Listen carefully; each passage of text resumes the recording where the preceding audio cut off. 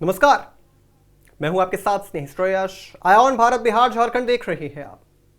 और आखिरकार तेज प्रताप की राजनीति से ऊपर उठ ही गया है बिहार, क्योंकि नीतीश बाबू ने जबरदस्त ऐलान कर दिया है। ऐलान ये कि अगड़ी जातियों के लिए विकास आयोग बनाया जाएगा। मतलब भाई, पिछड़ी जातियों पर तो सभी जो हैं प्यार बरसाने को उतारू रहते हैं वोट बैंक के तौर पर, लेकिन अगड़ी जाति, इन्हें अब लुभाना नीतीश कुमार ने शुरू कर दिया है। लेकिन बड़ा सवाल यह है कि आखिरकार ये नई पॉलिटिक्स है, या नीतीश कुमार ये समझ चुके हैं कि मुस्लिम और दलित जो है, वो जो वोट बैंक है वो जिनका है वो उन्हीं के पास रहने वाला है, इनकी तरफ खिसकेगा नहीं। चलिए इस पर ज्यादा विस्तार से चर्चा करेंगे। हमारे साथ स्टूडियो में राजकुमार सर मौजूद हैं।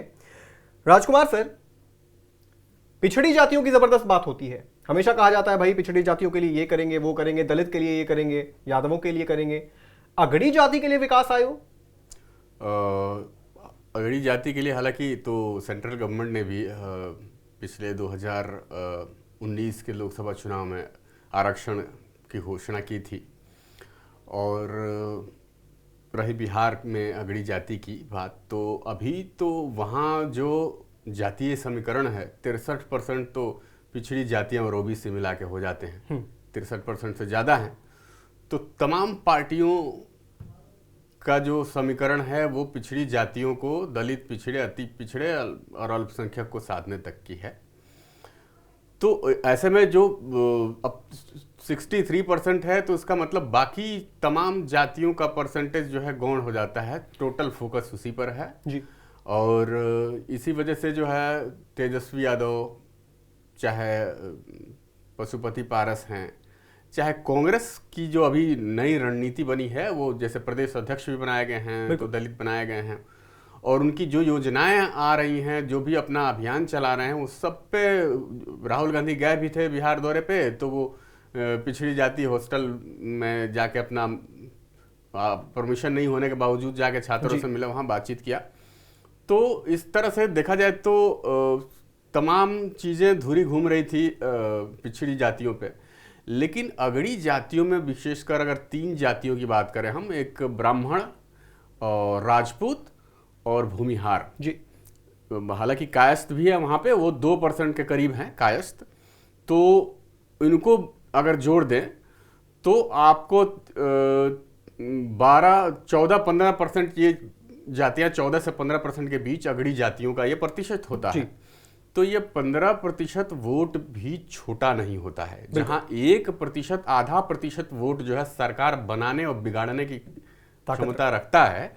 तो यहां अब इन्होंने ट्रम्प कार्ड, नीतीश के साथ ये हमेशा से प्लस पॉइंट रहा है कि वो 2005 से लेके 2025 तक हर चुनाव के पहले या चुनाव के बाद एक ऐसा ट्रम्प कार्ड खेल जाते हैं जो कि उन्हें चुनाव जिता ले जाता है। जी। अब 2005 में देख लीजिए, तो 2005 में उन्होंने जंगल राज, अपहरण उद्योग, पलायन बहुत जोर शोर से उठाया। हालांकि पलायन का मुद्दा आज भी वहीं पे खड़ा है जहां 2005 में था। ये 20 साल में कुछ बदला नहीं है। और विकास तो खैर बात जो है, लालू यादव भी किसी जमाने में कहा करते थे कि विकास के मुद्दे पे चुनाव नहीं जीते जाते। तो विकास का बिहार में क्या है, गिनाने के लिए सैकड़ों चीज़ें हैं, लेकिन ज़मीन पर बिहार की जो 13 करोड़ से ज़्यादा की आबादी है करीब, तो उनके जीवन में इस विकास का कितना बदलाव आया है, क्या असर पड़ा है, ये बहुत अलग चर्चा का मुद्दा है। बहरहाल ये जो उच्च जाति आयोग बनाया गया है, इसका मकसद है कि भाई दिखाया जा रहा है कि उच्च जातियों में भी अब हर वर्ग में लोग गरीब हैं, बिल्कुल पिछड़े हैं, आर्थिक रूप से पिछड़े हैं। हर जाति में, हर वर्ग में आपको देखने को मिलेगा। हाँ, कुछ जातियां ऐसी हैं जो ट्रेडिशनली, परंपरागत रूप से वो बहुत पीछे रही हैं, आर्थिक तौर पे बहुत कमज़ोर रही हैं, तो उन पर तो लंबे टाइम से, आज़ादी के बाद से ही आरक्षण के साथ ध्यान दिया जाता रहा है। और वो ध्यान भी इसलिए दिया गया कि भाई वोट के लिए, जब भी आप मैक्सिमम चीज़ें ऐसी ही हुई कि भाई वोट बैंक बना के रखा जाए। तो अगड़ी जाति को ये जो नया शुरू हुआ है, नया इसको नहीं कहेंगे, इसमें नया वर्जन जो बिहार में आया है चुनाव से ठीक पहले, तो इसका भी मतलब वही है कि अगड़ी जातियों के वोट को अपने पाले में किया जाए। हालांकि माना जाता है कि अगड़ी जातियां और व्यापारी वर्ग जो है बीजेपी का कोर वोटर है और नीतीश जेडीयू के साथ जुड़े हैं, तो ये अगड़ी और पिछड़ी दोनों का मिला के इन लोगों को वोट हो जाता है। तो अगर नीतीश की बात करें हम, तो देखिए 4 ट्रम्प कार्ड, 4 टेन्योर उन्होंने अपना पूरा किया, 5-5 साल का 4 मुद्दे उन्होंने उठाए। पहला मुद्दा था जंगल राज, अपहरण उद्योग और पलायन, एक पहली बार में। दूसरा ट्रम्प कार्ड था उनका स्थानीय चुनाव में 50% महिलाओं को आरक्षण जी, ये बहुत बड़ा मुद्दा था। और तीसरा एक उसी टाइम एक नया उन्होंने शिक्षा मित्र वाला जो लेके वो आए, शिक्षा मित्रों की भर्ती, वो भी जो है बहुत बड़ा, बहुत कारगर साबित हुई उनके लिए। हालांकि शिक्षा मित्रों की भर्ती पे सवाल उठाए जाते हैं। कई लोगों का ये भी कहना है कि शिक्षा मित्र वो लोग हुए जो कि पढ़ के सरकारी नौकरी ले नहीं पाए। बिहार में तो नौकरी का मतलब सरकारी नौकरी होता है, तो सरकारी नौकरी ले नहीं पाए और इतने सक्षम या संघर्षशील नहीं थे कि प्राइवेट नौकरी के लिए हाथ पांव मार के कहीं कर सकते थे जी। तो ये जो दोनों नहीं कर पाए उनको शिक्षा मित्र बना दिया गया। खैर ये तो चर्चा का अलग मुद्दा है, लेकिन ये शिक्षा मित्र वाला रहा, जंगल राज रहा, महिलाओं का आरक्षण और शिक्षा मित्र रहा। और एक ट्रम्प कार्ड था शराबबंदी। लोगों को जब ये लागू हुआ था तब लगा था कि ये बहुत आत्मघाती साबित हो सकता है जी। लेकिन उसके बाद जो महिलाओं का 85% के आसपास वोट पड़े थे एनडीए को, बिल्कुल, तो ये बहुत बड़ा आंकड़ा था। सब नीतीश कुमार के इस ट्रम्प कार्ड ने सबको चौंका दिया था और शराबबंदी का जो है महिलाओं ने भरपूर समर्थन किया और नीतीश कुमार के समर्थन में वोट किया। तो अब इस बार जो अगड़ी जाति 5वां टेन्योर है जो कहा जा रहा है, हालांकि अभी तो इसको लेकर सस्पेंस है कि नीतीश कुमार मुख्यमंत्री रहेंगे नहीं रहेंगे, इसके बाद क्या बनेंगे, कौन जीतता है, एनडीए जीतेगी तो फिर कौन बनता है, क्या बनता है, देखने वाली बात है। लेकिन ये ट्रम्प कार्ड जो है उच्च जाति आयोग बना के इन्होंने खेल दिया है कि ये 14-15% जो अगड़ी जातियों के वोट हैं उन पर वैसे तो कहा जाता है कि इन्हीं के पाले में रहते हैं, लेकिन इनको और दुरुस्त और इकट्ठा करके जो है एकजुट अपने पाले में रखा जाए कि खिसक ना पाए। ये इसी से जोड़ के देखा जाना चाहिए राजकुमार जी। लेकिन सवाल तो खड़े ये भी होंगे कि ये जो इन्होंने किया है, तो इससे क्या ये सवाल खड़े नहीं होते हैं कि ये मान के बैठ गए हैं कि जो पिछड़ी जातियां हैं और जो मुस्लिम वोट बैंक है, वो जिनका वोट बैंक है वो उनके पास ही रहेगा, उनको रिझाने से कोई फायदा नहीं है। और एक सच्चाई ये भी है कि मुझे ऐसा लगता है कि बिना पिछड़ी जातियों के बिहार में सरकार तो बनाना बहुत मुश्किल है। बिना इनके वोट बैंक के आप सरकार सिर्फ अगड़ी जातियों के वोट बैंक से आप शायद नहीं बना पाएंगे, पहली चीज। दूसरी चीज कि क्या अब ये नीतीश कुमार ने गेंद विपक्ष के पाले में नहीं दे दी है, क्योंकि अभी तक उनके तरफ से कोई बहुत बड़ा बयान जो है चुनावी मुद्दों को लेकर के पिछड़ी जातियों के लिए अभी तक इतना कोई बड़ा बयान नहीं आया है। बयान पहले आता है अगड़ी जातियों को लेकर। तो क्या अब विपक्ष के हाथ में गेंद नहीं आ गई है कि भाई पिछड़ी जातियों के हवाले से अब नीतीश कुमार ने मुद्दा दे दिया है तो अब इन पर निशाना साधेंगे?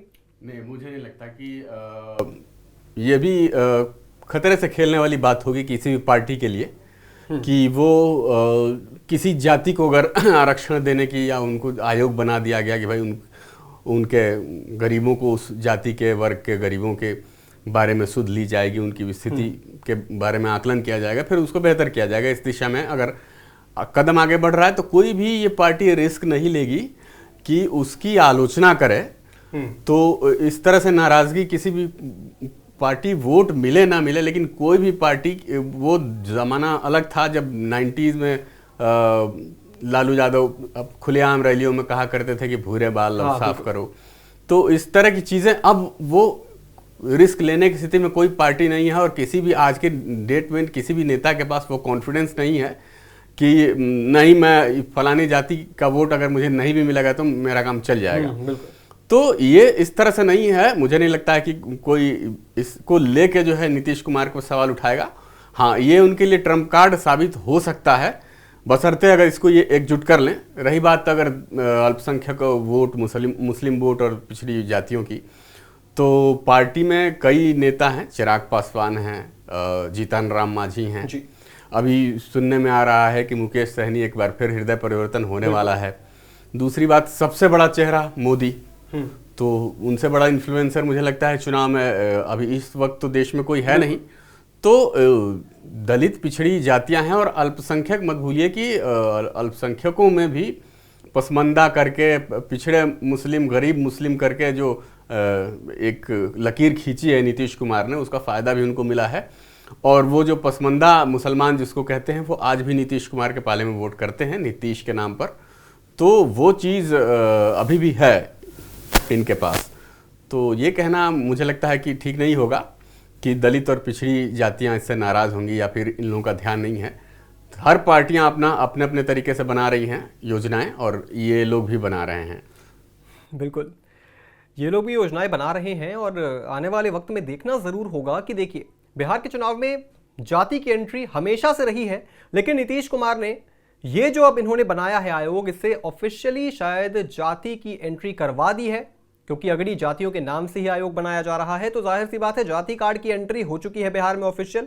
अब देखना यह है कि क्या इसके विपक्ष में, यानी इससे फाइट करने के लिए क्या विपक्षी नेता जो हैं तेजस्वी यादव, क्या कोई बड़ा ऐलान करेंगे पिछड़ी जातियों के लिए, उनके भविष्य के लिए क्या कुछ ऐसा होने वाला है, और क्या नीतीश कुमार पर इस चीज को लेकर के निशाना भी साधा जाएगा। बहुत सारे सवाल हैं, लेकिन धीरे धीरे जो है इन सब का जवाब जरूर मिलेगा। राजकुमार जी, इस चर्चा में जुड़ने के लिए आपका बहुत बहुत शुक्रिया।